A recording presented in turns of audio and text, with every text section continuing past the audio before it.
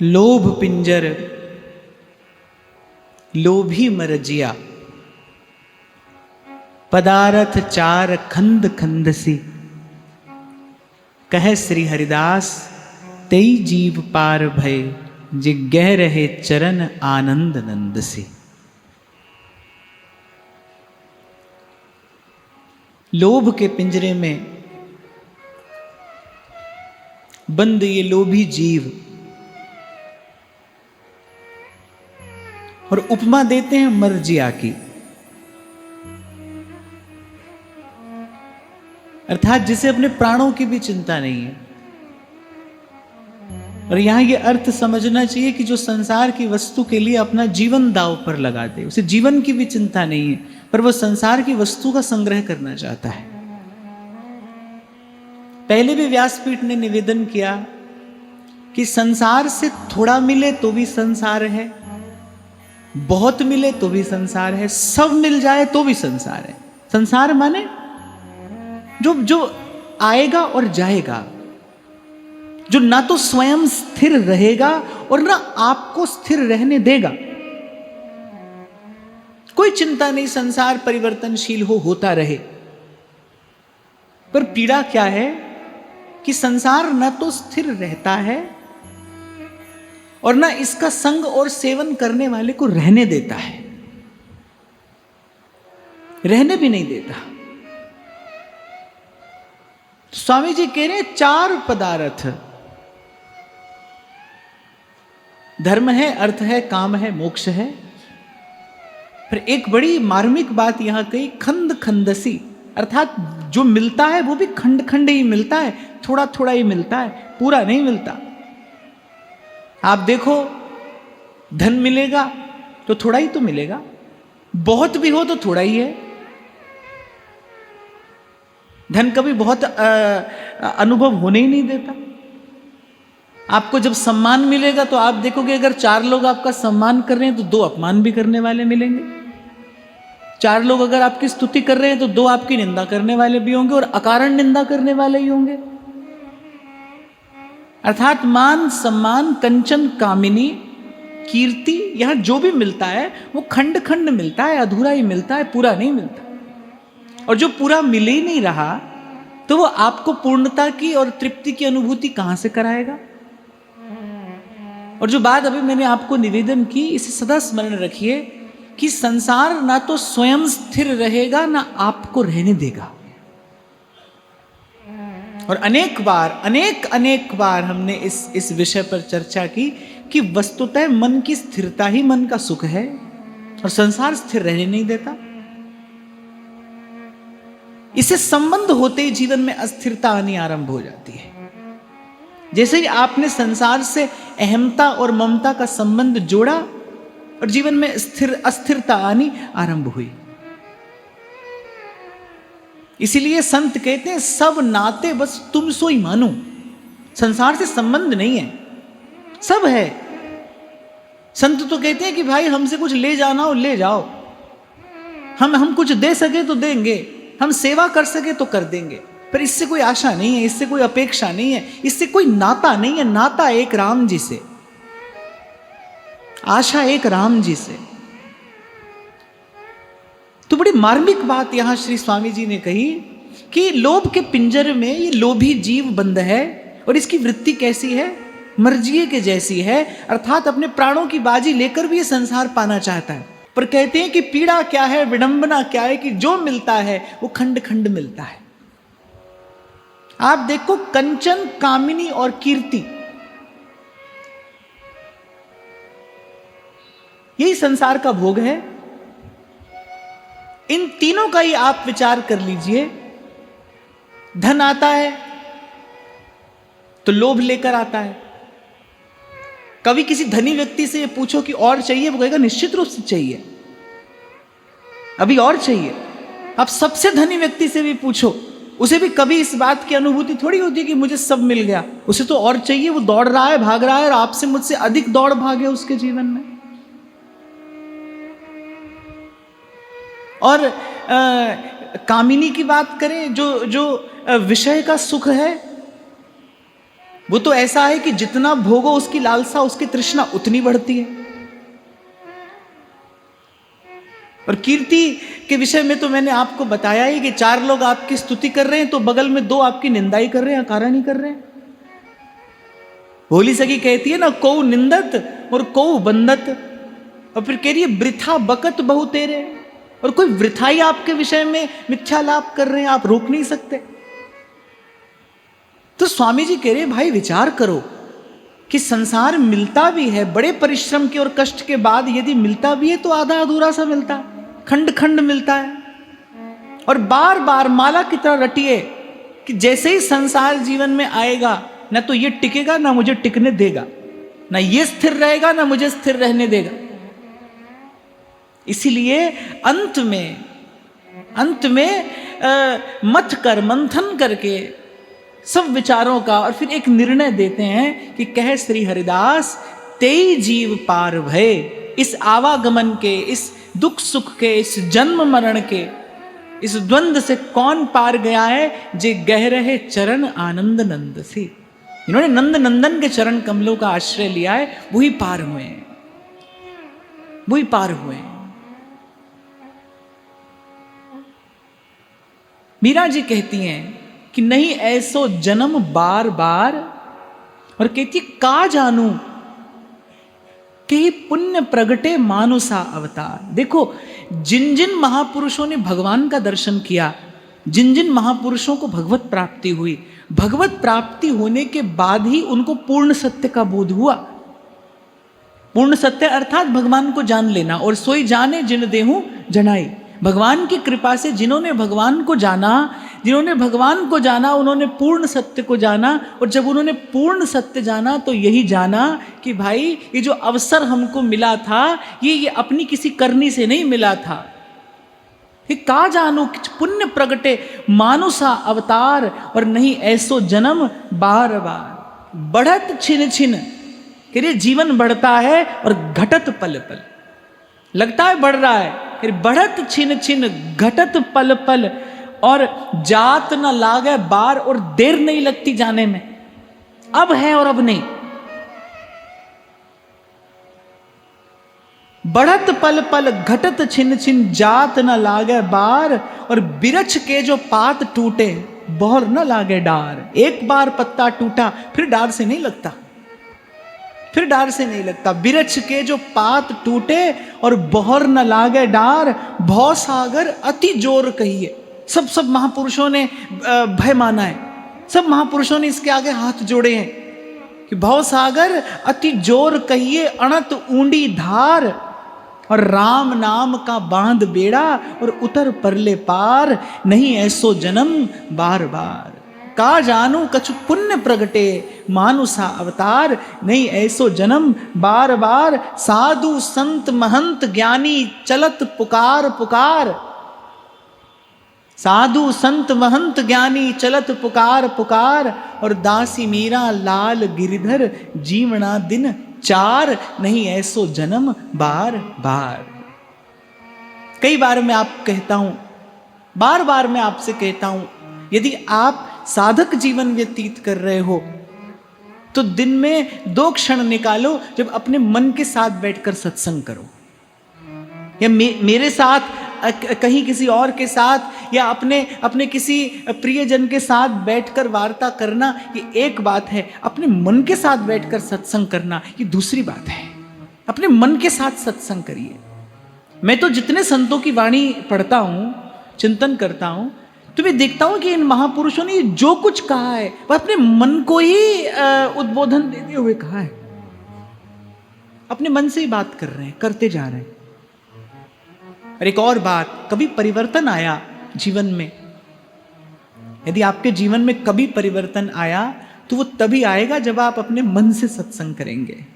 मन को बिठाइए, मन को भगवान की कथा सुनाइए, मन को संसार के स्वरूप का बोध कराइए। और एक और बात मैं आपको कहता हुआ चलूंगा कि बड़ी आसानी से मन मानेगा नहीं, क्योंकि अत्यंत चंचल ये मन का स्वभाव है, अत्यंत चंचल ये वृत्ति है।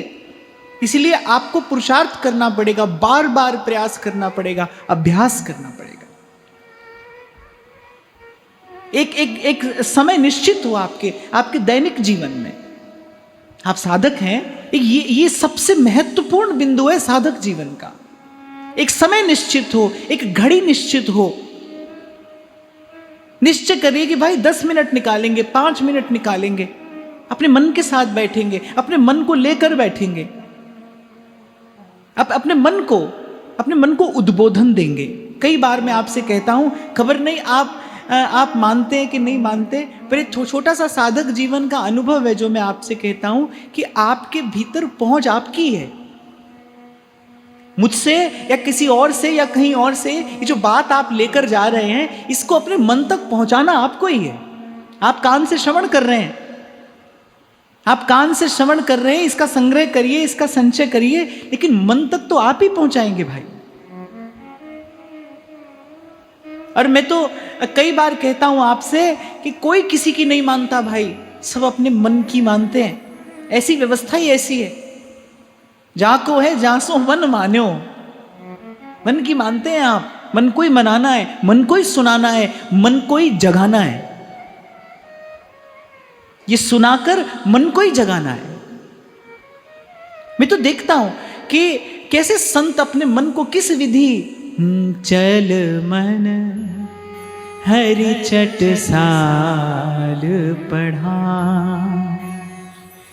प्रेम की पाट सुरत की लेखन, प्रेम की पाट सुरत की लेखनी, ररो ममो लिख आंक लखा, चल मन हरि चट साल पढ़ा। रैदास तो कहते हैं भव पार जाने की युक्ति यही है। इहि विधि मुक्त भये सनकादिक, इहि विधि मुक्त भये सनकादिक, संत साखी दें बहर न आओ, चल मन हरि चट साल पढ़ा। रे मन कृष्ण नाम कह लीजिए, रे मन गोविंद के है रहिए, रे मन ऐसे कर सन्यासा।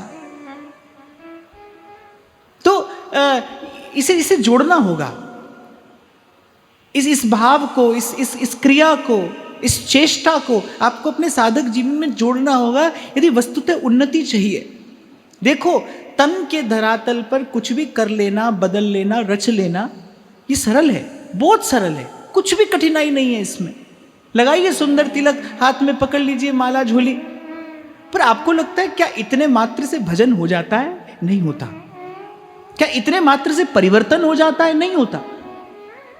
इसीलिए बहुत ध्यान से सुनिए, मैं बल देकर कह रहा हूं ये बात कि यदि परिवर्तन की अपेक्षा है, यदि आप परिवर्तन चाहते हैं, जहां आप आज हैं यहीं नहीं खड़े रहना चाहते हैं, यदि आप इस प्रवाह में प्रवाहित होना चाहते हैं, फिर ये आपको करना पड़ेगा भाई। और मैं पहले भी आपसे कह चुका, ये आपके हिस्से का काम है, आपको ही करना है। जब आपको ही करना है, फिर कल पर क्यों छोड़ना है? फिर आज ही क्यों नहीं करिए? ये आपके हिस्से का काम है, आपको ही करना है। अपने मन को उद्बोधन दीजिए। स्वयं न देना आए तो इन संतों के शब्दों का आश्रय लीजिए, इन संतों की वाणी का आश्रय लीजिए। हमने ध्रुवदास जी की वाणी का चिंतन किया। अनेक अनेक बार ध्रुवदास जी अपने मन से ही वार्ता करते दिखाई पड़ते हैं, सुनाई पड़ते हैं। काम कामना वासना मन ते कर सब दूर, राधा वल्लभ लाल भज रसिकन जीवन मूर। आप देखो, देह के धरातल पर कोई बहुत बात संतों ने नहीं की है। देह के धरातल पर कुछ बहुत अधिक बदलने की, करने की बात संतों ने नहीं की है। काम कामना वासना मन ते कर सब दूर। मन के निकट जाना होगा, मन की संभाल करनी होगी। महाराज जी कई बार कहा करते हैं, और मुझे बड़ी बड़ी प्यारी लगती है, मन को छूने वाली बात है। भाई अंततः श्री जी के पास क्या लेकर जाओगे? मन ही तो लेकर जाओगे। ये मन ही तो लेकर जाना है ठाकुर जी के पास। ये मन ही उनके निकट लेकर जाएगा, मन ही उनके सामीप्य का, सानिध्य का अनुभव कराएगा। जब जब जब कभी भीगेगा, ये मन ही भीगेगा उनके प्रेम रस में। और यहां से ये जीवन व्यतीत करके देखो, आपके हाथ में है, जीवन बिताना है, जीवन गंवाना है, या जीवन को सजाना है, ये आपके हाथ में है। आप बिता भी सकते हो, आप गंवा भी सकते हो, और आप इसे सजा भी सकते हो। यहां से लेकर क्या जाना है? मन लेकर जाना है भाई। और देखो, जो यहां से लेकर जाना है, जो सदा सदा का संगी है और सदा सदा का साथी रहेगा, देखो उसकी कभी हम संभाल नहीं करते, मन की कभी संभाल नहीं की। मन जहां जा रहा है जा रहा है, बल्कि करते क्या है, जहां मन जा रहा है उसके पीछे पीछे हम भी चल देते हैं।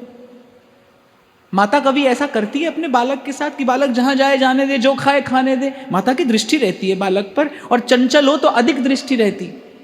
लेकिन हम अपने मन की नेक भी संभाल नहीं करते। मैं तो कहता हूं, मन पर क्रोध मत करिए, मन का निग्रह करने का भी प्रयास मत करिए। मन को बालक के समान संभालिए। आपका मन है, इसे संभालिए, इसकी संभाल करिए, और कभी ना भूलिए, कभी लगा तो प्रभु में यही लगेगा। बहुत पहले आपको स्मरण हो तो मैं आपसे कभी कहता था, सदगुरु मिल जाए तो फिर मन के जैसा कोई मीत नहीं है, मन के जैसा कोई मित्र नहीं है। पल पल ये प्रभु के सामीप्य का अनुभव कराता है, पल पल आपको ठाकुर जी के सानिध्य में बिठाए रखता है। अगर गुरु मिल जाए तो, अगर गुरु से युक्ति हाथ आ जाए।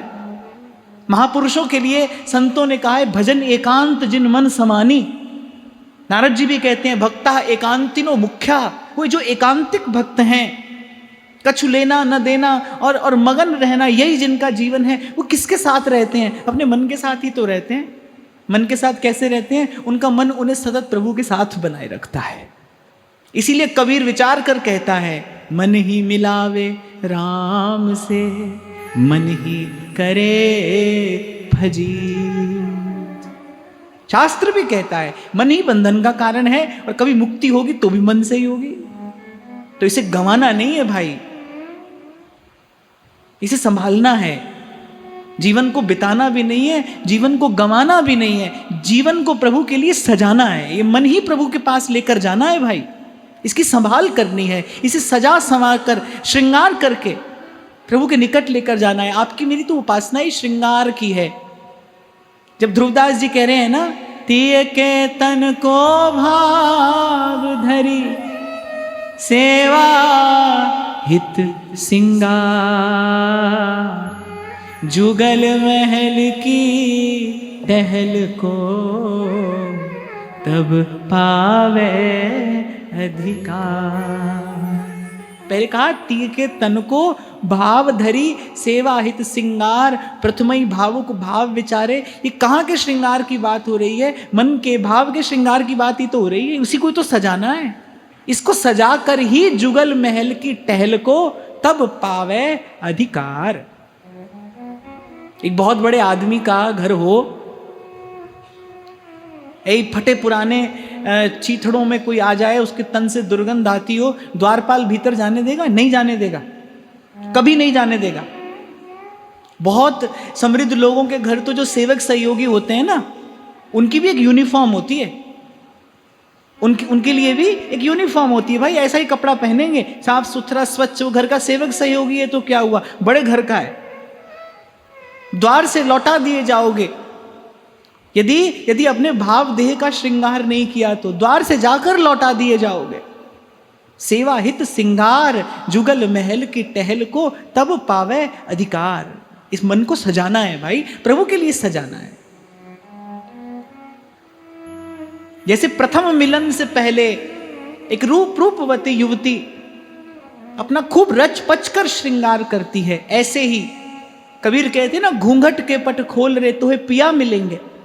ऐसे प्रियतम से मिलन से पूर्व इस मन का, इस भाव देह का रच पच कर श्रृंगार करना है। प्रथम चरण क्या है?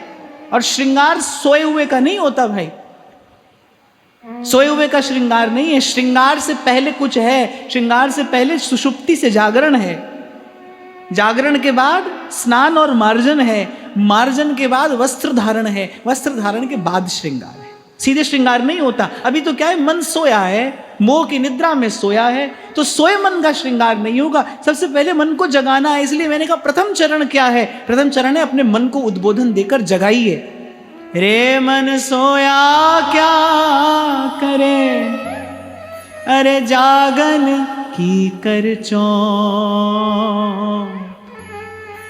हरदम हीरा लाल है, गिन गिन गुरु को सौ। मन जाग गया, इसका लक्षण क्या है? मन जाग गया, इसका लक्षण क्या है? आप करने से पहले सावधान हो जाएंगे। सोया मन है, कुछ भी करता चला जा रहा है, कराता चला जा रहा है। जिसका मन जागा है, उसका लक्षण क्या है? वो करने से पहले सावधान है। जागा सोजन जानिए, जिसका जगा विवेक, वो जागा है। तो स्मरण रखना, श्रृंगार से पहले क्या है? सबसे पहले तो सुषुप्ति से जागरण है। पहले तो जागिए, फिर जागने के बाद स्नान है, मार्जन है, और स्नान और मार्जन के बाद फिर वस्त्र धारण है, वस्त्र धारण के बाद श्रृंगार है। तो मन को उद्बोधन, यहां से आपको मुझे आरंभ करना है। आज के पद में श्री स्वामी जी महाराज भी यही बात कहते हैं। हरि के नाम को आलस कत करत है रे, हरि के नाम को आलस कत करत है रे, काल फिरत सर सांधे, काल फिरत सर सांधे। बेर कुबेर कछु नहीं जानत, फिर कुबेर कछु नहीं जानत, चढ़ो रहत है कांधे, चढ़ो रहत है कांधे। अब जैसे हम पिछले कुछ दिनों से स्वामी जी की वाणी का आश्रय ले रहे हैं, तो मैंने आपको कहा कि स्वामी जी कभी बंदे को कहते हैं, कभी मनुष्य को संबोधन दे रहे हैं। ठाकुर जी को संबोधन देते हैं तो भाव के अनुरूप संबोधन देते हैं। अब आज यहां जब रे कहकर बुलाया है, तो किसे बुलाया है? अपने मन को बुलाया है।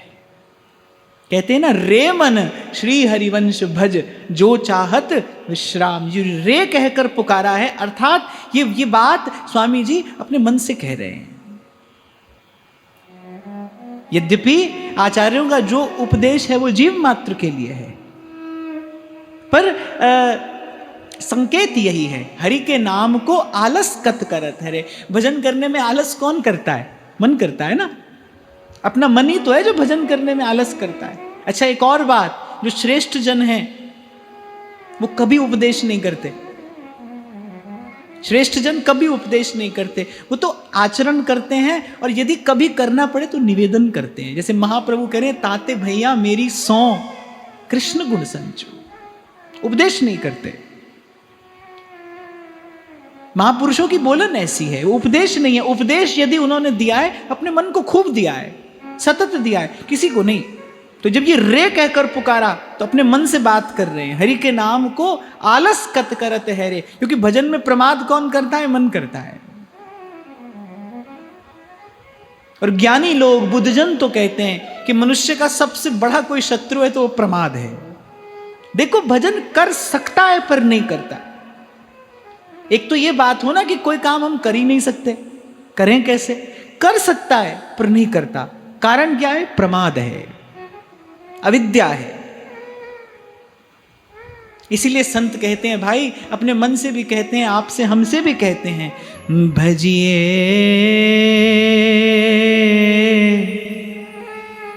राम नाम सुखदाई, राम नाम सुखदाई। मानव जन्म अमोलक पाकर, मानव जन्म अमोलक पाकर, उत्तम करिए कमाई, उत्तम करिए कमाई। राम नाम सुखदाई, भजिए राम नाम सुखदाई, राम नाम सुखदाई। खूब संसार के दुख का अनुभव हुआ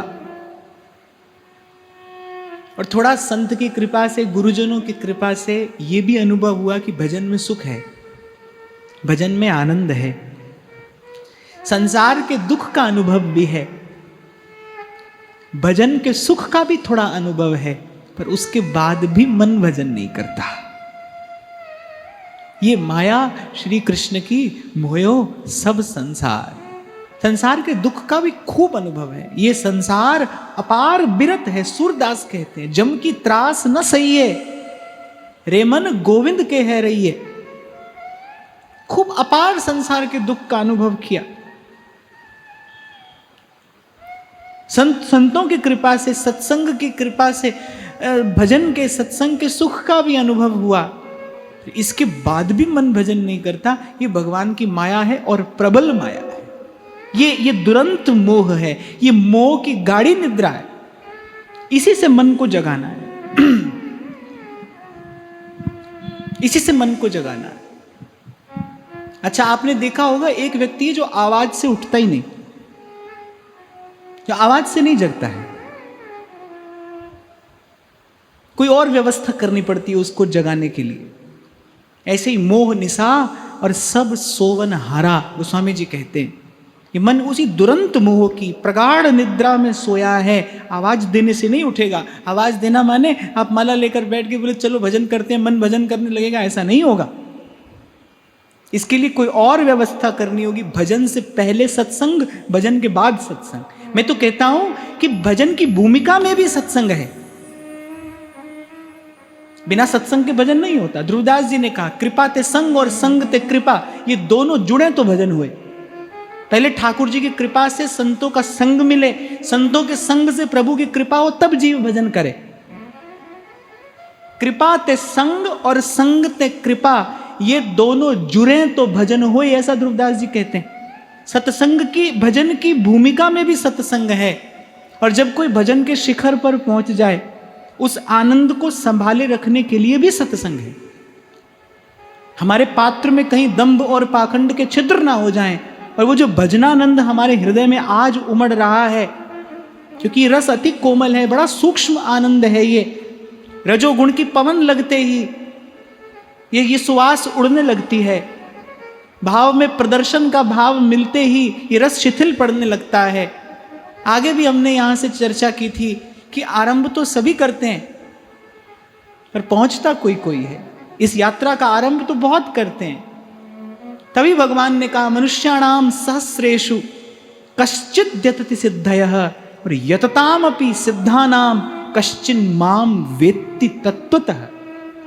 बहुत लोग आरंभ करते हैं, पहुंच नहीं पाते, टिकाने नहीं लगते। क्यों? क्योंकि मार्ग में दंभ और पाखंड का छिद्र हो जाता है अपने मन के पात्र में, और सारा भजनानंद बह जाता है। बड़ा सूक्ष्म दोष है ये। हाथ नहीं आता, पकड़ में नहीं आता। आपने देखा होगा कभी कभी रोग डॉक्टर की पकड़ में भी नहीं आता, उसे खबर ही नहीं पड़ती कि हो क्या रहा है। वो कहेगा ये टेस्ट कराओ, वो टेस्ट कराओ, ये जांच हो, वो परीक्षण हो, इतने के बाद भी रोग पकड़ में नहीं आता। ऐसे ही बड़ा सूक्ष्म रोग है ये जो प्रदर्शन है, दंभ पाखंड है। मैं दोनों कान पकड़कर, हाथ जोड़कर, बड़ी क्षमा याचना पूर्वक विनम्रता से बात कह रहा हूं। अच्छे अच्छे बुद्ध जन, पंडित जन, श्रेष्ठ जन, और कभी कभी यहां पर चूकते देखे जाते हैं। लोकहित के नाम पर अपना अहित करा बैठते हैं। इसीलिए तो संत कह रहे हैं, ये संसार अपार बिरत है, जम की त्रास न सहिए, रे मन गोविंद के गुण गए। कबीर तो कहते हैं देखते ही लगती है माया, छूते नहीं, छूते नहीं, बोले देखते ही लगेगी, देखिए ही नहीं। इसलिए स्वामी जी ने कहा, जे गह रहे चरण आनंद नंद से, दोनों हाथ से जो पकड़े श्री कृष्ण के चरण, नंद नंदन के चरण, जिनकी दृष्टि प्रभु के चरणों पर है, बोले बस वही बचेंगे।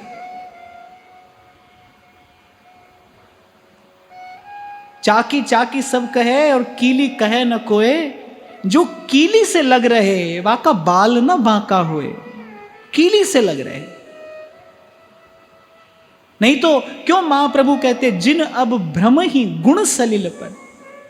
गुण में तो तमोगुण रजोगुण भी है, पर गुण में तो सतोगुण भी है, सत्वगुण भी है। ये जितना जप तप है ये सब सत्वगुण के उत्कर्ष का ही तो परिणाम है। पर कह रहे हैं इससे भी बचना भाई, इससे भी बच कर रहना। और एक और बात ध्यान रखना, जितनी ऊंचाई से गिरो उतनी ज्यादा चोट लगती है। एक संसार में विषय में विकार में पड़ा व्यक्ति है, उसने कुछ अनुचित और कर दिया, क्या है वो पहले भी उसी में पड़ा था, कुछ और हो गया। पर एक व्यक्ति जो श्रेष्ठ मार्ग पर चल रहा है, सतमार्ग का अनुसरण करने का प्रयास हो रहा है, वो जो प्रयास कर रहा है यदि वो पथच्युत होता है तो बड़ी पीड़ा है, बड़ा कष्ट है, उसे बड़ी ग्लानि होती है। तो ये ऐसा रोग है भाई, हाथ नहीं आता, पकड़ में नहीं आता। दंभ और पाखंड का छिद्र हमारे पात्र में न होने पाए। कभी भूल से भी अपनी भजन भावना को प्रकट करने का भाव हमारे मन में न आए। और आता है भाई, बार बार आता है।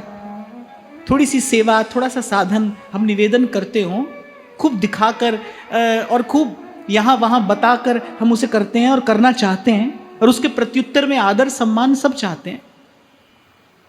यही दंभ है, यही पाखंड है, यही छिद्र है पात्र में, जो भजनानंद को बने नहीं रहने देता, बचे नहीं रहने देता।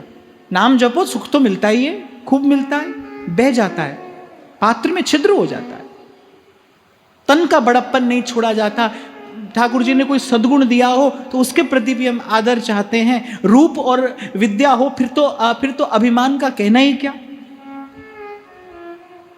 और यहां स्वामी जी चेताते हुए कह रहे, अरे काल फिरत सर सांधे। वो जो काल रूप बहेरिया है, बोले वो धनुष पर बाण चढ़ाए तुम्हारी ओर देख रहा है,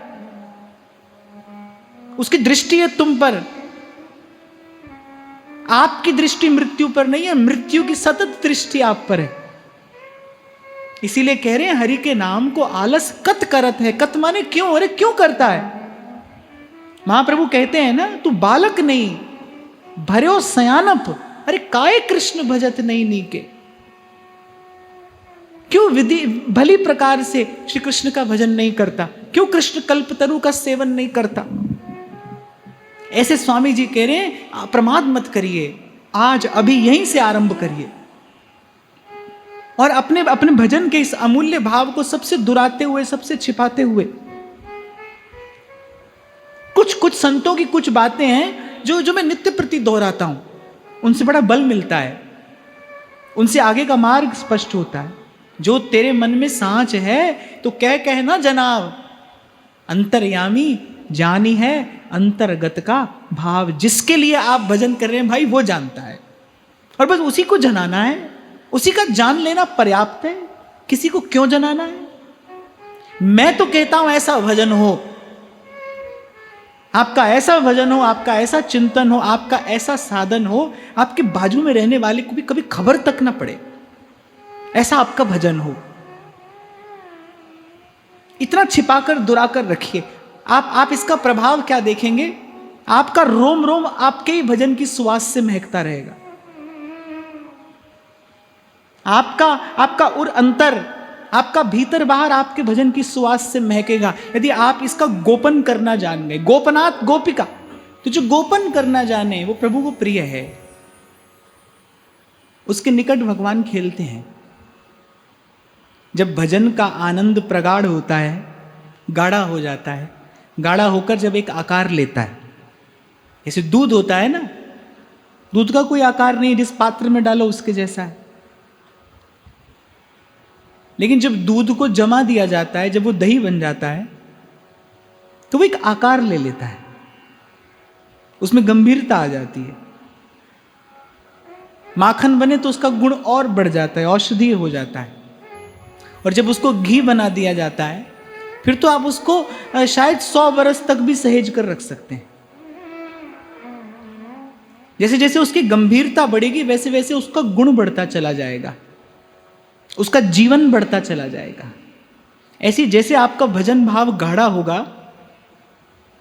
बड़ी मधुर सी बात मैं आपको कहने जा रहा हूं, ध्यान से सुनना। आप जो आज आप नाम जपते हो, कुछ स्मरण चिंतन करते हो, ये भाव जब प्रगाढ़ होगा, आपके भजन का आनंद जब गाढ़ा होगा, तो भजनानंद ही आपके इष्ट और आराध्य का रूप धारण करेगा। भगवान आपके आसपास खेलते मिलेंगे आपको, आपके अंग संग आपको भगवद अनुभूति होगी।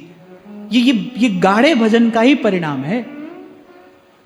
इसलिए भजनानंदी संतों के मुख से यही कहते सुना जाता है, बोले कुछ भी हो, प्राण की बाजी लगाकर भी अपने भजन की रक्षा करिए, अपने भजन भाव को सुरक्षित रखिए। और भजन भाव की सुरक्षा क्या है? जितना हो सके उतना गोपन हो, इसका खबर ना पड़े किसी को। मैं तो कहता हूं खुद को भी खबर ना पड़े, खबर ही ना पड़े। अपने मन में बस एक बात रखिए, जो हो रहा है वो गुरुजनों की कृपा से हो रहा है, मेरे द्वारा नहीं संभव है, मुझसे संभव नहीं है, ये गुरुजनों की कृपा से है, इस सत्संग की कृपा से है। जिन आचार्यों की चरण शरण में हम पड़े हैं, ये उनका संकल्प है जो फलीभूत हो रहा है। और फिर जीवन के सत्य का भी विचार सतत करिए कि काल फिरत सर सांधे। और फिर कह रहे बेर कुबेर कछु नहीं जानत, चढ़ो रहते हैं कांधे। कोई पूछे कहां है मृत्यु, बोले कंधे पर ही चढ़ी है। स्वामी जी कह रहे दूर नहीं है, चढ़े रहते कांधे। कोई और आपके निकट हो ना हो, पर मृत्यु सदा निकट है, उसकी सदा दृष्टि है। नारायण स्वामी कहते हैं ना, अपनी किसी एक पंक्ति में कहते हैं कि जो चाहत कल्याण, दो बात मत भूलिए, जो चाहत कल्याण, नारायण एक मौत को और दूजे श्री भगवान। भूलिए मत इसे, क्योंकि इसको भूलते ही पांव फिसल जाता है। एक बार विचार करो, चक्रवर्ती सम्राट, पूरी पृथ्वी के एक छत्र राजा